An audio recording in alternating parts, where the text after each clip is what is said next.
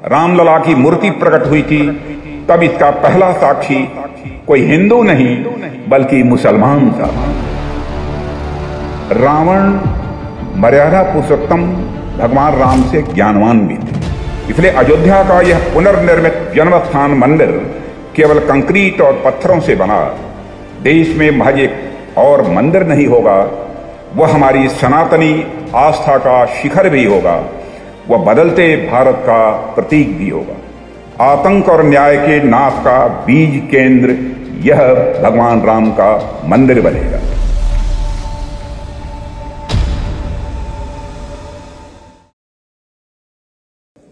राम का नाम मस्तिष्क में आते ही यदि उसके विपरीत देखा जाए तो रावण का नाम भी स्वाभाविक रूप से आता है। क्या कारण है?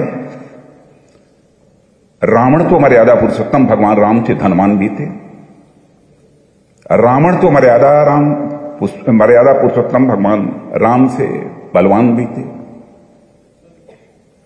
रावण मर्यादा पुरुषोत्तम भगवान राम से ज्ञानवान भी थे। यानी रावण राम से धनवान भी थे, बलवान भी थे, ज्ञानवान भी थे, लेकिन पूजा रावण की नहीं होती है, मर्यादा पुरुषोत्तम भगवान राम की होती है, क्योंकि आजीवन उन्होंने अपने जीवन में मर्यादाओं का पालन किया है। 22 जनवरी को अयोध्या में भगवान रामलला जब अपने दिव्य, भव्य और विशाल मंदिर में लौटेंगे, उनकी प्राण प्रतिष्ठा होगी, तो हम सबका जीवन सचमुच धन्य होगा।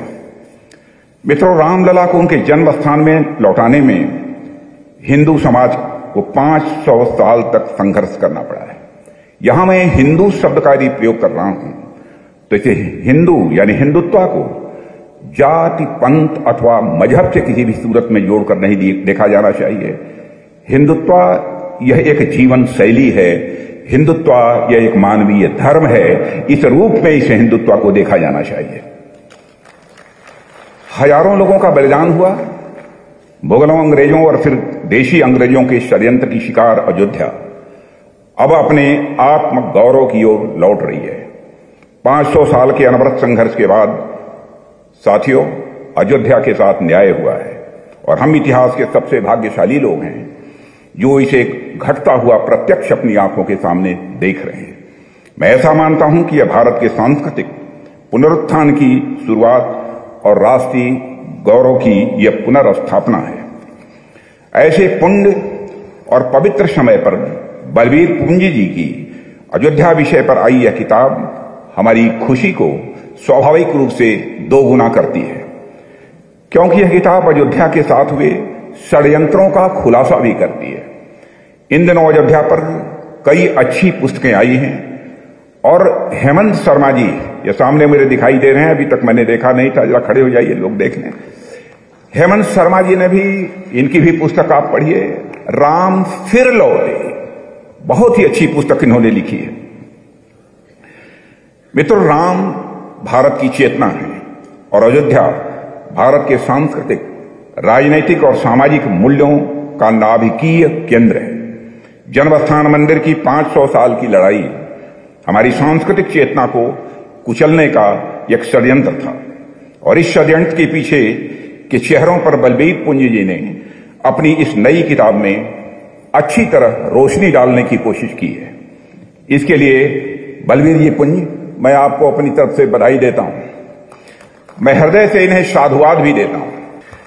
किताब यह भी बताती है कि कैसे रामलला के अपने जन्म स्थान पर लौटने से राम राज्य के बुनियादी मूल्यों की पुनर्स्थापना होगी।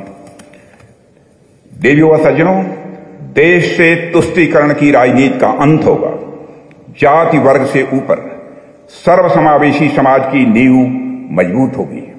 अयोध्या का जन्मस्थान मंदिर कैसे राम के आदर्श, लक्ष्मण रेखा की मर्यादा, लोक मंगल की शासन व्यवस्था, आतंक और न्याय के नाश का बीज केंद्र यह भगवान राम का मंदिर बनेगा।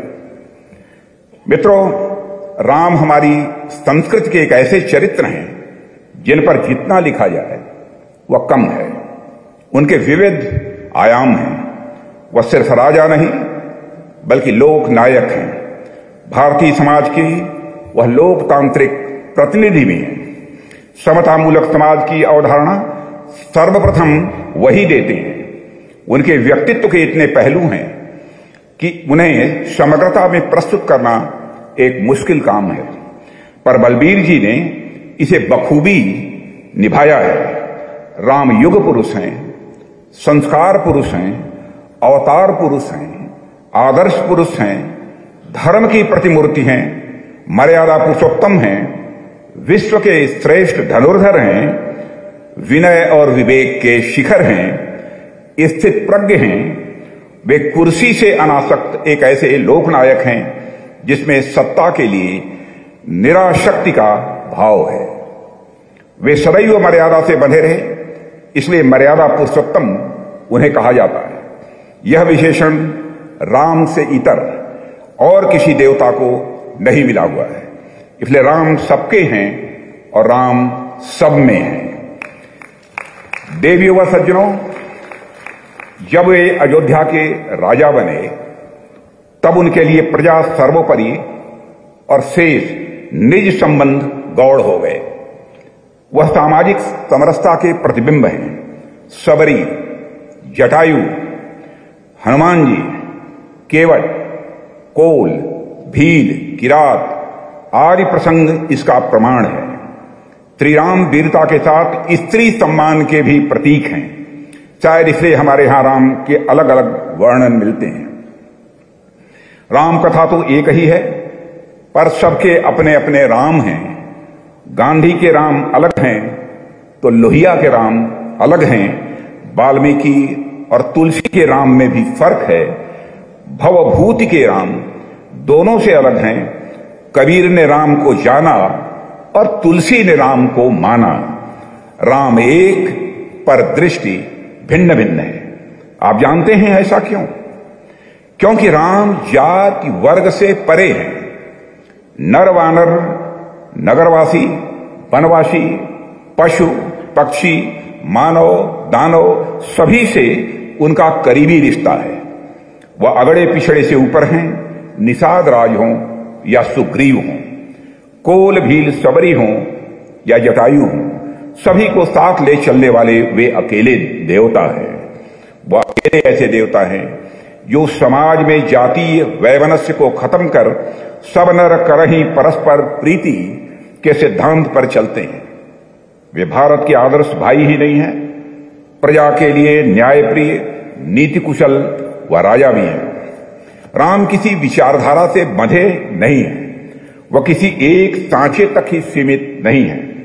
इतिहास बताता है कि समय समय पर हर पंथ, विचार, संप्रदाय के प्रमुख राम जन्मभूमि पर आस्था जताते रहे हैं। सिख गुरु नानक देव अयोध्या गए, जन्मभूमि के दर्शन किए। जैन समाज के 5 तीर्थंकर राम की वंश परंपरा से ही आते हैं। दलित संत रविदास राम जन्मस्थान के दर्शन के लिए राम जन्मस्थान के दर्शन के लिए बनारस से अयोध्या आते हैं रविदास जी। और अद्वैत के संस्थापक शंकराचार्य भी यहां आए तो विशिष्टाद्वैत के प्रवर्तक वल्लभाचार्य जी भी आए।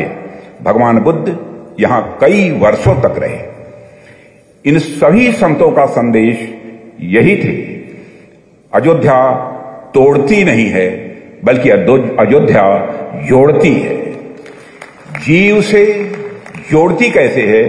जीव से ब्रह्म को, आत्मा को परमात्मा से, भक्त से भगवान को, और व्यक्ति से समष्ट को, और राजा से प्रजा को, मनुष्य से मनुष्य को, खंडित से अखंडित को, अगड़ों से पिछड़ों को, बूंद से समुद्र को, और वनवासी को राज्य से।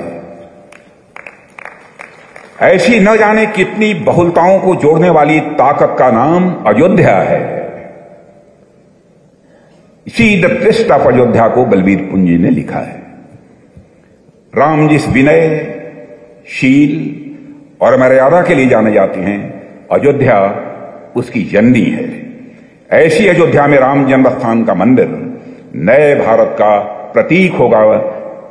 मेरे सभी सम्मानित बहनों एवं भाइयों, जो भारत एक बार फिर से दुनिया का नेतृत्व करने की क्षमता देगा और अयोध्या बाकी दुनिया के लिए प्रेरणा स्थल बनेगी। वाल्मीकि रामायण में रामो विग्रहवान धर्मः कहा गया है, यानी राम ही धर्म है और धर्म ही राम है। गांधी राम को साध्य मानते हैं, साधन नहीं। गांधी का राम सनातन, अजन्मा और अद्वितीय है।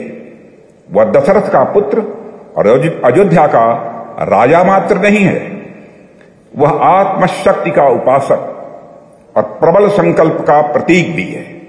वह निर्बल का एकमात्र सहारा है। उसकी कसौटी प्रजा का सुख है। वह सबको आगे बढ़ने की प्रेरणा देता है और प्रेरणा के साथ साथ ताकत भी देता है। हनुमान, सुग्रीव, जामुन, नल, नील सभी को समय समय पर नेतृत्व का अधिकार मर्यादा पुरुषोत्तम भगवान राम ने दिया था। भगवान राम का जीवन बिना किसी का हड़पे हुए फलने फूलने की एक कहानी है। राम अयोध्या से लंका गए। रास्ते में उन्होंने अनेक राज्य जीते, पर राम ने किसी का जीता हुआ राज्य हड़पा नहीं। उनकी जीत शालीन थी। जीते राज्यों को जैसा का तैसा उन्होंने रहने दिया। सुग्रीव और विभीषण को उसे सौंप वह आगे बढ़ गए।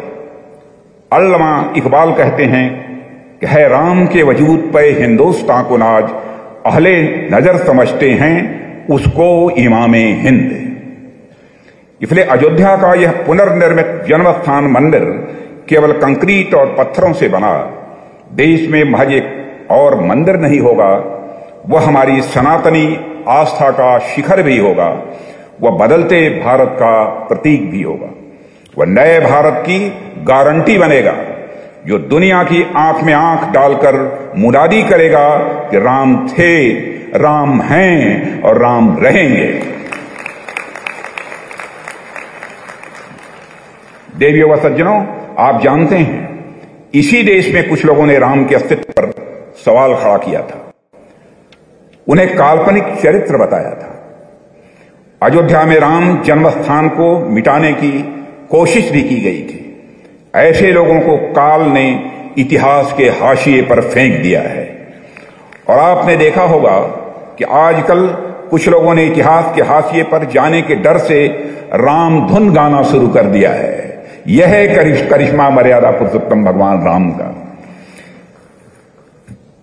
इस सच्चाई को नकारा नहीं जा सकता कि हमारे प्रधानमंत्री नरेंद्र मोदी की रणनीति थी कि राम के अस्तित्व, उनकी व्यापकता, सार्वकालिकता पर सवाल खड़ने वाली जमात पर भी आज राम नाम जपने को मजबूर हो गई है। मित्रों, मैं मानता हूं कि अयोध्या में रामलला का बना नया मंदिर हमारी सनातन बहुलतावादी संस्कृति की पुनर्स्थापना का प्रतीक भी है, जिसे सैकड़ों वर्षों से विदेशी आक्रांता नष्ट करने का असफल प्रयास करते रहे। सच तो यह है कि श्री राम के बिना भारत के व्यक्तित्व की कल्पना ही नहीं की जा सकती है। साथियों, इस पुस्तक में बलवीर जी ने अंग्रेज अधिकारी पी कार्नेगी, जिसका नाम सुना होगा, जो 1858 से 1870 तक अयोध्या या उसके आसपास विभिन्न पदों पर वह तैनात थे, उनके कथन को उद्धृत किया है, जिसमें अंग्रेज अफसर कहते हैं कि हिंदुओं के लिए अयोध्या वही है जो मुसलमानों के लिए मक्का है और यहूदियों के लिए यरूशलेम है। मैं दावे के साथ कह सकता हूं कि आज अयोध्या को वह स्थान मिल गया है। मैं दावे के साथ कहता हूं कि आज वह स्थान अयोध्या को मिल गया है जो उसे 15 अगस्त 1947 को स्वतंत्रता के तुरंत बाद मिल जाना चाहिए था, पर उस वक्त ऐसा नहीं हो पाया। यह क्यों नहीं हुआ? इसके क्या कारण थे? उस समय अयोध्या का वातावरण कैसा था? बलवीर जी ने अपनी पुस्तक में इन प्रश्नों के जवाब को बाखूबी समाहित किया है। इसके लिए भी मैं अपने मित्र बलवीर जी पुंज को हार्दिक बधाई देता हूं। और मित्रों, अयोध्या की राम जन्मभूमि करोड़ों हिंदुओं की आस्था है। क्या लोगों के विश्वास या उनकी मजहबी मान्यताओं पर प्रश्न उठाया जा सकता है। इस दुनिया में जितने भी तीर्थस्थल हैं, चाहे वह ईसाइयों के हों, मुसलमानों के हों, यहूदियों के हों या फिर बौद्ध सिख जन समुदायों के, सभी का आधार केवल विश्वास है, सभी का आधार केवल उनकी श्रद्धा है। जब 22-23 दिसंबर 1949 की रात रामलला की मूर्ति प्रकट हुई थी, तब इसका पहला साक्षी कोई हिंदू नहीं बना था। मैं आपका ध्यान आकर्षित करना चाहूंगा, परंतु बहुत ही कम लोग इस तथ्य को जानते हैं कि जब 22-23 दिसंबर 1949 या 1949 की रात रामलला की मूर्ति प्रकट हुई थी, तब इसका पहला साक्षी कोई हिंदू नहीं बल्कि मुसलमान था। उस समय वहां की सुरक्षा में तैनात अब्दुल बरकत ने इस चमत्कार को प्रत्यक्ष अपनी आंखों से देखा था। बलबीर जी ने अपनी पुस्तक के जरिए स्थापित करते हैं कि राम जन्मभूमि का विषय कभी हिंदू मुस्लिम टकराव का मुद्दा नहीं रहा है, बल्कि इसे जबरन बनाया गया है। वोट बैंक की पॉलिटिक्स ने इसे बनाया है। ऐसा करने वाले कौन लोग थे? बलबीर जी ने अपनी पुस्तक में इसका खुलासा करते हुए दावा किया है कि जब रामलला की मूर्ति का प्रकटीकरण हुआ और इससे स्थानीय लोगों में आस्था का ज्वार उमड़ पड़ा था, तब किसी भी स्थानीय मुसलमान ने इसके विरुद्ध कोई भी प्राथमिकी यानी FIR दर्ज नहीं कराई थी। यही नहीं, जब प्रशासनिक हस्तक्षेप और सिटी मजिस्ट्रेट द्वारा स्वतः संज्ञान लेने के बाद मामला अदालत तक पहुंचा, तब 12 से अधिक मुसलमानों ने शपथ पत्र देकर राम जन्मभूमि पर हिंदुओं के दावे का समर्थन किया था। यह बात कई वर्षों तक छिपाई गई कि 1949 प्रकरण के आरोपी बाबा अभिराम दास को 1960 में उत्तर प्रदेश के बाराबंकी में एक मुस्लिम ने उपहार स्वरूप अपनी जमीन और घर दिया था, जिस पर बाद में अभिराम दास जी ने हनुमान मंदिर का निर्माण कराया था। अपनी जमीन पर नहीं कराया था, बल्कि इसी देश के एक मुसलमान नागरिक ने वह भूमि अभिराम दास जी को दी थी, जिस पर उन्होंने हनुमान मंदिर का निर्माण कराया था। स्पष्ट है कि स्वतंत्रता के बाद देश में राम जन्मभूमि का मामला कोई हिंदू मुस्लिम तनाव का विषय नहीं था, बल्कि करोड़ों हिंदुओं की आस्था से जुड़ा हुआ था, जिसका सम्मान तत्कालीन मुस्लिम समाज का एक पक्ष भी कर रहा था। देवियों और सज्जनों, अब प्रश्न उठता है कि राम मंदिर के पुनर्निर्माण को किसने सांप्रदायिक बनाया? इस पर बलबीर जी ने अपनी किताब में विस्तार पूर्वक चर्चा की है। मैं इसे अभी नहीं बताऊंगा, यह सस्पेंस है।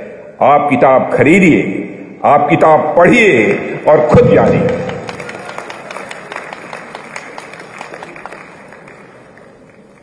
देवियों और सज्जनों, राम जन्मभूमि का मंदिर कैसे भारतीय सांस्कृतिक पुनर्जागरण के साथ साथ भारत के आर्थिक और सामाजिक पुनर्जागरण का भी यह प्रतीक है। बलबीर पुंजी ने इस पर भी किताब में पूरी प्रामाणिकता के साथ लिखा है और बहुत ही अच्छा लिखा है। बलबीर जी की किताब इस बात को डंके की चोट पर स्थापित करती है कि अयोध्या में श्री राम मंदिर का पुनर्निर्माण भारत में डीकोलोनाइजेशन यानी औपनिवेशीकरण के समापन प्रक्रिया के साथ सांस्कृतिक और आर्थिक पुनर्जागरण का प्रतीक भी है।